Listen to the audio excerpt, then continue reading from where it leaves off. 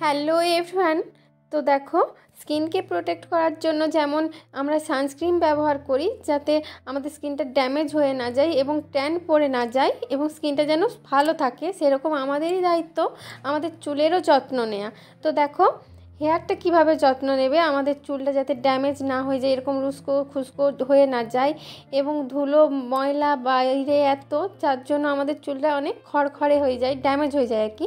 তো দেখো, অনেকেই জানো না যে হেয়ার সিরাম আছে এবং হেয়ার সিরামটা কিভাবে ইউজ করতে হয় এবং ওটা অনেক ক্ষেত্রে ওই জন্য কেনো না। তো দেখো, এবং আমি তোমাদের দেখাচ্ছি হেয়ার সিরামটা ইউজ করে কখন ইউজ করতে হবে, সমস্তটা আমি দেখাচ্ছি ভিডিওটাতে এবং দেখতে থাকো তোমরা।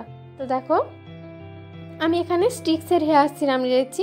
তো চাইলে তোমরা অনেক হেয়ার সিরাম আছে প্রফেশনাল, তবে এই স্টিক্সটা, তো দেখো আমি এখানে স্টিক্সের নিয়েছি। এটা খুবই ভালো এবং চুলকে সুরক্ষিত রাখে। তো দেখো, এটা তোমরা স্নান করার পরে ভেজা চুলেও লাগাতে পারো এক টাইম, আর লাগাতে পারো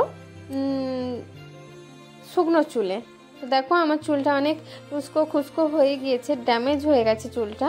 তো আমি তোমাদের এটা ইউজ করে দেখাচ্ছি, 7 দিনের মতো রেজাল্ট তোমরা পেয়ে যাবে, কতটা চুলটা সিল্কি হয় এবং ড্যামেজ মুক্ত হয়।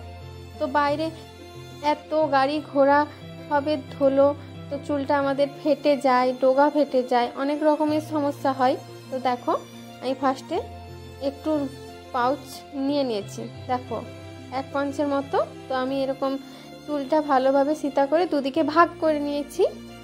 এরপর অ্যাপ্লাই করে নেব পুরো চুলে। এটা আমি পুরো চুলেই অ্যাপ্লাই করতে পারি, এতে কোনো সমস্যা নেই। তো দেখো, তোমরাও ইউজ করে বুঝতে পারবে চুলটা কতটা সিল্কি হয়। আমার চুলটা প্রচণ্ড পরিমাণে ড্যামেজ হয়ে গিয়েছিল এবং হাইলাইট করেছিলাম চুলটা, তার জন্য এত খড় হয়ে গেছিলো চুলটা। তো দেখো, আমি ওই জন্যে ভাবলাম তো চলো একটা সিরাম ব্যবহার করে দেখি। তো তোমরা শ্যাম্পু করলে অবশ্যই কন্ডিশনার নেবে, তাতে চুলটা যেমন সেফ থাকে সেরকম এটাও নিতে ভুলো না, তাতে চুলটা আরও ভালো থাকে এবং জট মুক্ত, সিল্কি এবং ড্যামেজ মুক্ত এই সকল ভালো থাকে চুলটা। তো দেখো, এরকমভাবে 2 ভাগে ভাগ করে নিয়েছি, এরকম আমি অ্যাপ্লাই করে নিচ্ছি অল্প অল্প নিয়ে। ভেজা চুলেও তোমরা অ্যাপ্লাই করতে পারো, এরকম পুরোটা নিতে হবে, হালকা ভেজা, পুরো ভেজা না, হালকা ভেজা হালকা শুকনো এরকমের। তো দেখো, আমি তোমাদের শুকনোতে অ্যাপ্লাই করে দেখালাম, যখন যেটা সময় পাই আমি তখন সেটাতে ইউজ করি। তো দেখো, ইউজ করে নিয়েছি।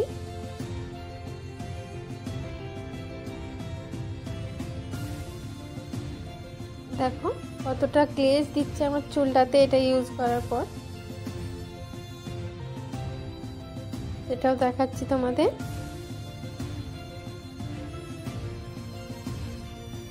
তো দেখো, আমার ভালোভাবে ইউজ করা হয়ে গিয়েছে, তোমরাও এরকমভাবে ইউজ করে নিও এবং ব্যবহার করে আমায় কমেন্ট করতে পারো, ভিডিওটি পুরোটাই দেখবে।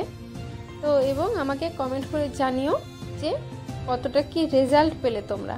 তো দেখো, চুলটা এরপর আমি ভালোভাবে ছাড়িয়ে নেব, দিয়ে আমি রেখে দেব, এটা ধোয়ার কোনো ব্যাপার না। তো দেখো, ব্লগটা এখানে অবধি, ভালো লাগলে অবশ্যই লাইক কমেন্ট শেয়ার এবং চ্যানেলটি সাবস্ক্রাইব করে দিও। তো তোমরা যেরকম ধরনের ভিডিও দেখতে চাইছো আমাকে সেরকম ধরনের কমেন্ট করো, আমি সেরকমই ভিডিও আনার চেষ্টা করব তোমাদের জন্য। আবার এটা বলতে ভুলে গেলাম যে স্টিক্সের 2টো কালার আছে, এতে কনফিউজের কোনো ব্যাপার নেই, একটা দেখবে গোল্ডেন কালারের আর একটা এই যে স্কাই কালারের। তো দেখো, তোমরা এখানে যে কোনো একটা ব্যবহার করলেই পারো, আমি এখানে স্কাই কালারেরটা নিয়েছি, তখন গোল্ডেন কালারেরটা অ্যাভেলেবেল ছিল না। তো আমি এটা একটা দোকান থেকেই নিয়েছি, অনলাইন থেকে নিইনি, যে তোমরা হয়তো লিঙ্ক চাইতে পারো, যার জন্য আমি লিঙ্ক দিতে পারলাম নি। তো চলো, টাটা, দেখা হচ্ছে নেক্সট ভিডিওতে, বাই।